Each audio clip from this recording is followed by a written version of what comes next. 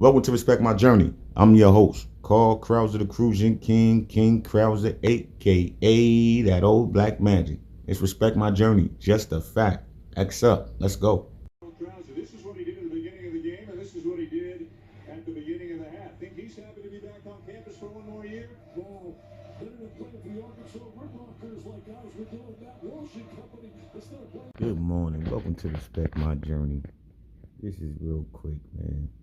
Just want to say something to y'all, everybody, the fans, the people in the world, the coaches, because I've been noticing, and the players, college basketball and other play. Well, man, look, I'm talking to everybody, all these coaches and you basketball players out there.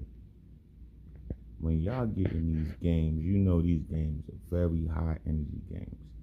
You know these games are very intense, very physical, and you have to keep your self-control. Strategy over tragedy all day. Everybody understands this. So with the incident that happened with Coach Capel right here, take a look as y'all listening. It's so unfortunate on so many levels. That's why I'm not going to get into all of the levels and all this stuff, man, because that's a grown man and the staff is grown and those young kids are growing adults. Those are young adults. They're still growing. So as a grown head coach, right, and as a father, I believe you should carry yourself a lot better. It shouldn't be something that a player could say to you on the side as a grown man after you realize, you should already realize that that's a young kid and he has parents or guardians, somebody that loves and cares about him. He has people that love and care about him as well. And you should kind of see your kids and some of these kids' life as just as far as human beings and they're being someone's family member. You should never, ever trick yourself out just for some words of a young kid that you know is still a young grown adult. Some of these kids, some of these people, they say idiotic stuff, man. They say crazy, crazy stuff on that court. I had a kid, I'll tell you an example. I'm not even playing on the court, right?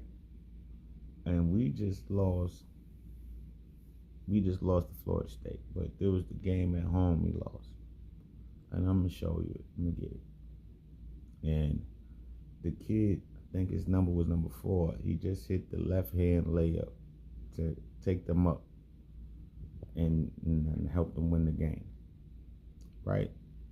And these kids are running and screaming and going crazy, and they're happy. You know, the other team is happy. They beat Pitt. They came into the zoo. They beat them. It's a big accomplishment for these young kids. They're excited. So the kid number 4 with the black and gold hair, black and gold hair afro, he runs over to me runs over to me, all the way from the other side of the court, skips over, and says, "What's that ish you talking now, mother? You bit ass." I said, "Wow, you BASS N-word." I'm like, what? You know what? I could have said anything, but I didn't say anything because I'm an adult. I'm a grown man. It's my choice not to say anything. Back to that young kid who I understand is excited for winning and he's just talking crazy. Was it disrespectful? Was it extra? Was it out of pocket? Yes. It was definitely out of pocket and out of body. It was corny. It was whack. It was so extra. But there's kids around. There's people around, myself being included. I have kids. I wouldn't want people to react to my son or my daughter being that extra or excited. I would hope that they would understand they're in the moment. Maybe it doesn't reflect on the character. Maybe it does. But it all goes to show you what you coaches allow. You coaches allow these kids to sit there and listen to all this crazy music and throw the water on you. You have an early celebratory type of vibes going on like you won a championship after a regular season game. It's just out of pocket. It's ridiculous. It's just ridiculous. It doesn't make sense. Then you playing ratchet basketball and teaching these kids how to play ratchet basketball, how to be more ratchet with extra stuff, the extra antics, almost getting into fights almost every game. Now, that's not the PITT way. When you have these young kids out here, they need to be reminded of how to carry themselves as good young men and productive young men and student athletes in this world, in this community. Now, the PITT family, the way we do our thing and the way we rock, we don't allow those emotions to overcome our choices and our free will and the power of decision making that we have, aka free will. So when a coach shows you that he's going full throttle at a young kid, still a teenager, understanding all of these things, because I think about Coach Capel's kids. I think about his brothers feeling how, as he's holding them, how his heart feels too, man. Like he's nervous. You won't want to see your dad get into a fight and get that excited. You don't want to see your dad get that angry. That's just a bad feeling as a young kid, as a person, because you're wondering what made your dad that angry, and you're wondering, what's going to happen, and you hope your dad doesn't make a bad decision, because one of those decisions, if he would have been let go and he got a chance to get to that kid, could have landed the man in prison, in jail or in prison. I know you got some monies, I know you can pay for some stuff, but still, it isn't worth it. None of that stuff is worth it with these kids with their mouth. And the fact that some of these coaches on other teams just keep allowing these kids to keep saying stuff and doing stuff, it's just, it speaks volumes for how you control your team, how much control you have on your team, how much influence you have on your team, how much the people that plays for you respect you when these kids are acting like this. Now, back to live action. When it comes to the kids, the young kids of Coach K, man, I guarantee they were nervous. The wife was nervous, probably. She had to be nervous. And seeing her husband, reacting like that. And like, man, what happened? Like, what did this? What did that? What triggered my husband to react like this? I know my husband. You know what I mean? There has to be a lot of that. This isn't a funny thing. You know what I mean? It's something you should worry about, because you have to show sympathy and empathy when you're growing and you're knowing what's going on and you understand. So with the family, the Cable family, even with his nephews, I know his nephews and other family members are just, worried about it, at that time and moment. Nobody wants to see you lose your job, your freedom. Nobody wants to see you get hurt, because what if the kid would have bopped him and hit him hard or something happened, anything. And then his brother got to jump down, both of them out. Just too much. There's too many variables of things that can happen sporadically, real quick. And to put those young kids through that, I think you should have more resolve, more, just more self-control, good brother.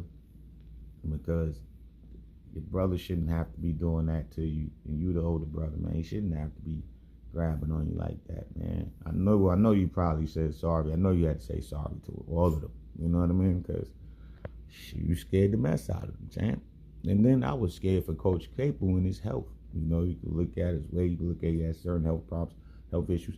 I don't want to see the man get a heart attack out there. I don't want to see nobody die and all of this stuff. This isn't that serious. Like some of you people take stuff too much to heart and take stuff, man. Look, understand it's a man who made a bad decision, a very, very bad decision. Very bad. That was so nasty. It was nasty work.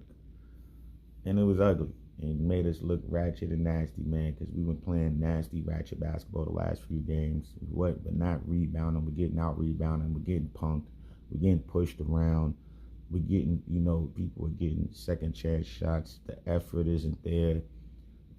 Just the plays we're running aren't fitting right now. Some players need to learn how to, like they did in the second half, get other people involved, draw and kick. Once you draw the attention, make the connection. Once you draw the attention after your penetration, make the connection and pass the ball. And give somebody else a chance. It makes you feel better when you trust your teammates. Your teammates appreciate you more, and they want to play harder for you. Now, Just trust and play together. Rebound together. Stop looking for fast breaks. We all can see it. We're all watching the TV. You're not rebounding by committee. This is why they get second chance shots. You're not playing physical, very hard, aggressive basketball like we have built. We already built this winning foundation, championship style of basketball. It's our vibe at Pitt. We have it here. The legends have done it. We have done it. So look to the past for more help in the future and get more people involved that actually care about the university and stay together. And at the same time, man, with Coach Cable, man, you cannot do this, brother. Like, this is a bad look. Those kids are young kids again. Don't give them that attention that they want, because they're using you. They rented space in your hotel in your head. They bought rooms. Not only did they buy rooms, they had parties in the rooms because they tricked you out. They got you to react in a way that other people would think I will react as a coach. I could see people, oh, Carl do this, Carl be like this, Carl. And then look, the people that you promise that won't do that and don't do that is doing it. See, you can talk about other people's character and try to assassinate it, but when it comes out in front of your face, you have no clue. I mean, you have no choice but to accept what you've seen. I've seen it, everybody's seen it. There's too many coaches in college basketball and in the NBA and different places reacting to these kids in the wrong way. And there's too many coaches trying to be these kids' friends and thinking it's cool to have these certain things go on, these certain type of relationships and bonds where if you're the leader of the team, you know never to put your team in that type of environment where they have to fight and defend you as a grown man, because you know those are young kids and they're going to go hard for you. You know, as a grown man, you're supposed to be the parent on the court. You're supposed to be the extension of the parent on the court, because those people, those parents, those guardians leave you in the hands of their kids. So they have to trust you. That's why I want you kids to understand this. Just because somebody pays you and will get you paid or whatever, doesn't mean that you owe them your life. Okay? You had something special in you to get you paid too. Okay? And you help getting them paid. So don't you ever, ever, ever forget your self-worth. You don't have to do certain things. Some of you kids should have just been chilling on the side. Because if you look in this video, you see Florida State kids laughing over there, jumping around, taunting y'all, and you fell for the bait after you took the loss. It was an embarrassing loss just because of the style and how it looked. It wasn't like you got blown out by 50. No, the way you played the game made it look nasty and ugly and ratchet. The way you were acting made it look like that. And I'm sure it could be corrected. I hope it could be corrected, but it's there. The stain will never be removed. That's the stain that'll never be removed. That's just disgusting, man. I'm sorry for the kids that have to go through that, to have to find themselves in that situation. Next time you will know better, stay your butt on the bench, because now you put your NAIA deal in jeopardy. You put so much in jeopardy for a grown man who's already getting paid millions and getting extensions. Come on now. How smart do you look running over there to save a grown man? And you got money to get. You putting yourself on camera to be, what, scrutinized? For people to be checking all on you, to be giving you background checks, people looking on the videos, watching you do stuff, and the way you reacting to certain stuff, and you trying to look like a thug. Man, this is not the way. You trying to look all tough for what? For the camera? Champ. Y'all just look like a bunch of poodles screaming at some big dogs. That just looks sad. That's why I made look like the panther cat, like the kitten. That looked bad. Like, just kept meowing at them. Them people was out there laughing at y'all, man. That's why I'm just like, I feel so bad. I don't think this is funny. I feel bad for y'all. Because that's not how you're supposed to carry yourself as young people, man. You supposed to know y'all talking about what. If y'all really wanted to fight, there was some more steps up there to the right. You got to knock it off at some point. If you really wanted to fight, there was more steps over there to the right. You really could have got over there and got it in if you wanted to. If you really wanted to lose your NAIA deal, you wanted to lose your scholarship, and you wanted to be known as a chaotic, ignorant person that wants to fight.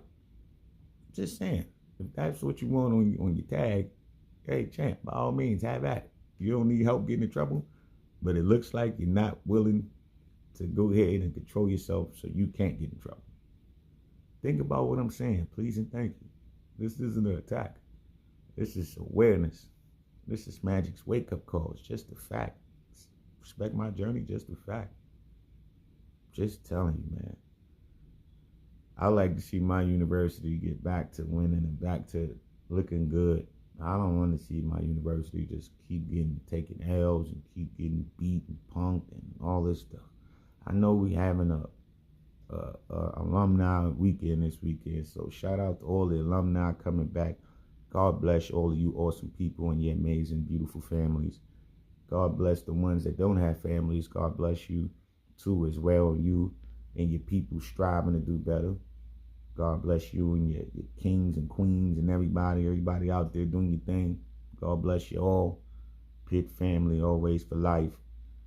Ace 2P, you know that works for me. You know, it's just tough, man, to watch our people suffer, our young brothers. I don't like to watch our young brothers or sisters suffer. And one more thing, last thing.